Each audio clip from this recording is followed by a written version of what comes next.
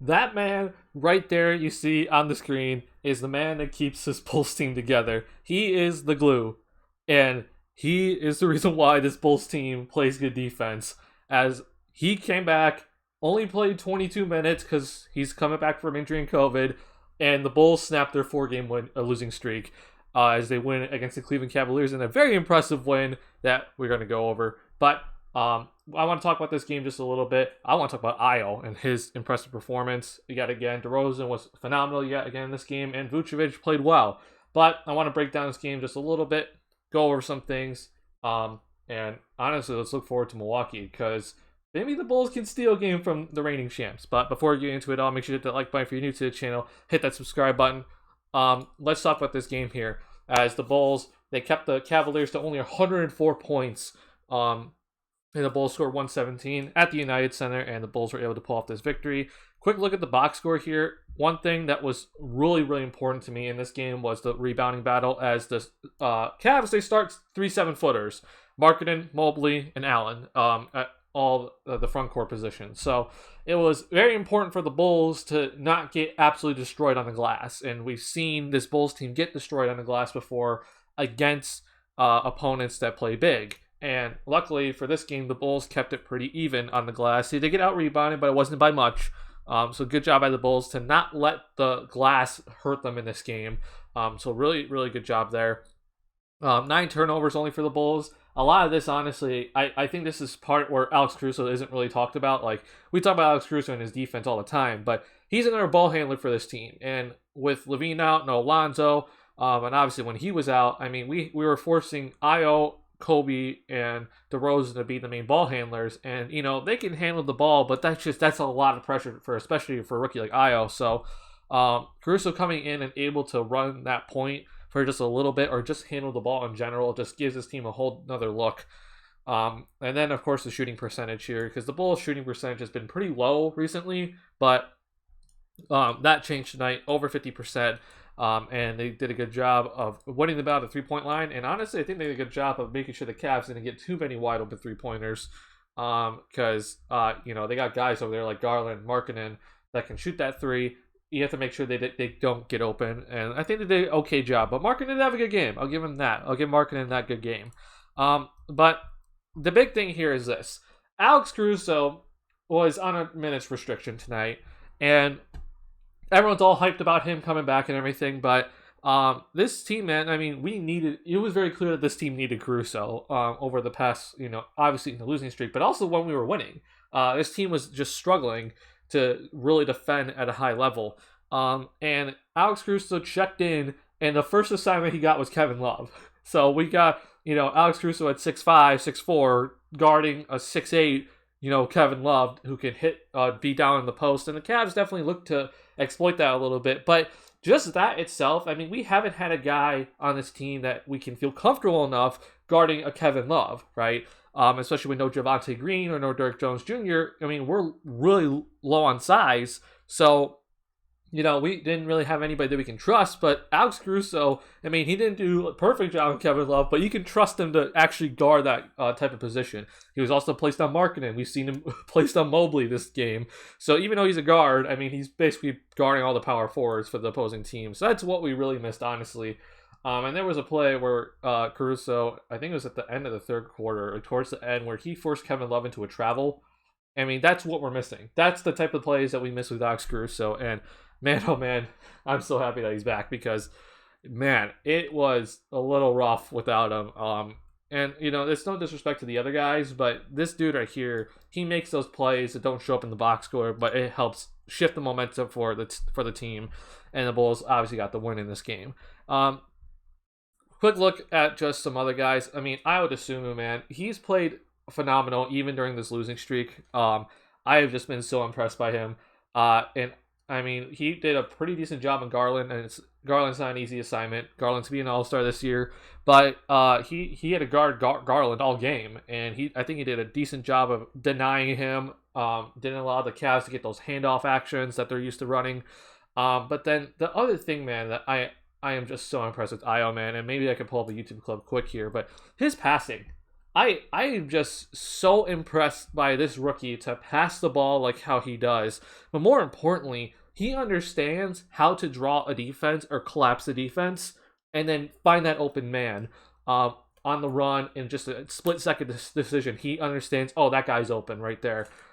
It's just phenomenal to watch. And one thing about Io that I think is underrated about his game is that I think he's a pretty good finisher at the rim already for his age. Like, someone like Kobe, for example, when he came to the league, he kind of struggled when it came to finishing at the rim. But Io, as a slasher, he can easily finish amongst the trees. I mean, we've seen it time and time again, and that makes him a threat inside the paint. And that, because he's a slasher and can make those types of shots, the defense has to collapse onto him, and he is just finding guys immediately. I mean, I always talk there's a difference between just, making that open pass. Like, if you can have the vision, right? Vision's one thing, and then making that pass.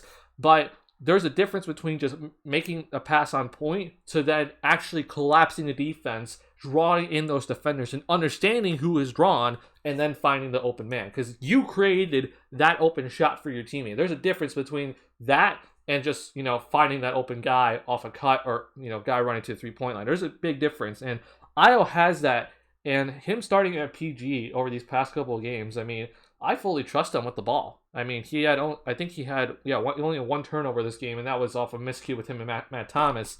But I trust him, man, at that point guard position. And what it's done is it's helped Kobe White, because Kobe, I mean, he didn't shoot that well this game, and he didn't shoot that as many threes, but we saw him have a really, really good game because he didn't have to run the point guard position. And you see where Kobe's at his best is when the Bulls get the rebound and they just go. He's really good in either the fast break or the secondary break with the ball. But when it comes to the half court, he doesn't have to run the offense. You let Io do that. And it's just a really good dynamic between those two guys. And I trust both of them when they're on the floor to just do their job. I mean, obviously it's not Levine right out there, but these two guys, I mean, you're gonna at least trust them to not put up horrible games. And obviously Io on the defensive end is big as well. Can't go through this box score without talking about DeMar DeRozan. I mean, I think DeRozan over the past couple of games, he's been double teamed constantly, and also unfortunately I think at the wrong time he was missing his mid-range shot, which has just been so consistent all year. But in this game, it came back, and that was obviously big. But he attacked Markkanen, and Markkanen was kind of placed on him for some odd reason for a decent amount of the game. And he attacked him. He just was like, all right, you're going to let Markkanen guard me. You're just going to switch everything. I'm going to go right at Markkanen and break him down. And the Cavs were willing to also switch even Allen onto DeRozan. And it was just, all right, if you're going to put a big on me, I have the foot speed and the handles to get past you and break you down to either hit that mid-range shot or get to the rim. So DeRozan just attacked his matchup all night, also add on the 7 assists. And then we got to talk about Vucevic, because I have to say here, man, Vucevic has been disappointing me recently, especially with Levine out. You expect this guy to really step up with Levine out, also other guys out. And in that Memphis game, man, that was arguably his worst game as a Bull. And even in some of the other games, man, it just was disappointment after disappointment. And look, man, the dude's a double-double machine. We have to understand that. And that's always a good thing with Vucevic, is that he's a double-double machine. But the part that really bothers me with Vucevic is when he isn't scoring. And what I mean specifically is he's not scoring in the paint. Look, I know this dude can shoot the three ball. He came here because he can shoot that three ball. He was a great three-point shooter in his last couple years in Orlando. But the thing is this dude right here is the main source of offense for the Bulls in terms of paint points. He is the center. He is the guy that could score inside amongst the trees. And if Vucevic just does not have his perimeter shot going, which he missed a ton of open mid-range shots. He missed 4 of his 6 threes tonight, and didn't hit his 2 threes until late in the fourth quarter. Like, the thing that he has to continue to do is make inside paint, or make those inside shots. He has to make those paint looks, whether that is that little runner up there or a hook shot or a drop step in the post. He has to make those. And those were the shots that sometimes he's missed this year. Like, I honestly do not care if Vucevic is missing his 3 or he's missing that open 18-footer. What I do care about, though, is if he's missing those layups inside or missing that hook shot in the post or can't take advantage of a mismatch in the post. That's the problem. And in this game, where the Cavs, they play big, They have Jarrett Allen on him, who's a phenomenal defender. Evan Mobley, phenomenal defender, on him all game. He still attacked those guys, and he was willing to go right into the paint against the trees, and he had an effective game in the paint. And he really did not shoot well from the perimeter at all this game, and that was most of his misses. So this is what I just want to see from Vucevic. I mean, again, I'm not asking for him to be an all-star. I want him to play at a level that is close to all-star, but not be an all-star. I want him to be the third option on this team, but he has to be better if Levine's out. But most importantly, I need you to score in the paint. I just can't have a center like you that is so good on the offensive end not be able to make those 5-foot shots or 6-foot shots. You have to be able to make those. He was making those tonight, and that's all I ask for. So good job by him to stay with it, even though he's missing his perimeter shots, and attack Allen and Mobley inside. And he finished a lot of shots inside the paint tonight, and that's what we needed to see. So those are the main guys that definitely deserve props, but just overall, man, like, this is the difference, I think, really, honestly. I mean, obviously, Caruso is the glue, and he gets his team to defend at a high level, but you're looking at these two guys while Levine's out, to be most of the offense, and we didn't see this the past 3-4 games, right, from these two guys.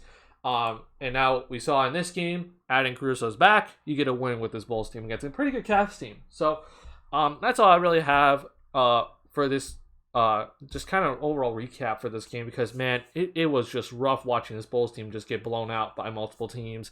Obviously no Levine and no Lonzo, no Javante, no Derrick Jones Jr. We got Tyler Cook back tonight, who didn't play, unfortunately. But when you're missing all those guys and then you see your main guys also struggle, it is just rough to watch. But good job by the Bulls responding tonight. We're going to look at the Milwaukee matchup here, because this is going to be interesting to see. I don't know if Drew Holiday's back. I'm interested to see if he is. But this is the next game right now for the Bulls, and it's in Milwaukee. And obviously, we know Milwaukee, right? Reigning champs. They got Giannis, etc. They played the Memphis Grizzlies today and won. I can't see if Drew Holiday played, but Drew Holiday, I mean, I think we're kind of seeing the impact of Drew Holiday. He went on the COVID list most recently, and he did play today. He came off the bench, it looks like. So Drew Holiday is important to this Bucks team. And with no Levine obviously out there, unfortunately, Drew Holiday is probably going to be able to guard DeMar DeRozan. And that's annoying, because you want DeMar to have, as much space as possible and not have to go against a Drew Holiday, right? This entire Bucks team has a bunch of length, it has a bunch of size everywhere, and a lot of good defenders, but Drew Holiday is by far the best on the perimeter. And Giannis is obviously the guy inside.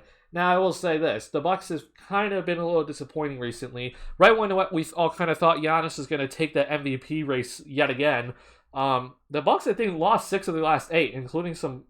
They got swept by the Hornets for this season series. They lost, I think, back-to-back games to them. So this Bucks team, I mean, if they don't bring their A game, you can definitely steal a win from this team. They brought it to the Grizzlies tonight, but you can 100% steal a game from this Bucks team, and I hope this Bulls team comes ready to play. They cannot get out hustled, they cannot get out rebounded, and of course you have to contain Giannis. And obviously we don't have some of our best defenders, but we have Caruso back. But Javante's not here, Derrick Jones Jr. is not here. These are two guys that I think would be guarding Giannis initially. You're going to see Caruso definitely get some time on Giannis, but also we don't have a ball, so we're missing our main defenders that would be guarding Giannis. So it's going to be a really, really rough matchup for this Bulls team. But if we can contain Giannis, which is obviously, hard to do. You can't stop Giannis, but you can kind of contain him a little bit. But make sure that the other guys do not go off. I mean, look, for example, Chris Middleton had 27 points this game. You cannot let that happen. If you can stop Middleton and make sure that other guys aren't hitting the three-point shot, I mean, the three-point shot's a big part of this Bucks team, which we saw tonight against this Cavs team, that the Bulls did a good job of containing the Cavs from getting, wide open three-point looks. You cannot allow wide open three-point looks against this Bucks team. If you can do that, then the Bulls give themselves a chance. And that's all we're asking for in this game. I don't expect this Bulls team to win, but I expect them to try to give themselves a chance in this game, because we cannot have those performances like against the Warriors and the Nets where we just gave up after like a quarter and a half. That is not allowed, especially now that we're getting some guys back. So that's all I have for this little recap and a little preview for the Bucks game. But really, really good job by this Bulls team to get a really, really good win against this Cavs team. I'm happy to see Caruso back, and thank God he's back because he is the glue to this team. And I look forward to the Bulls playing the Bucks on Wednesday. So if you enjoyed this video, make sure you hit that like button. And if you're new to the channel, hit that subscribe button. Bulls get the win against the Cleveland Cavaliers and snap the 4-game losing streak. I'll see you guys in the next one.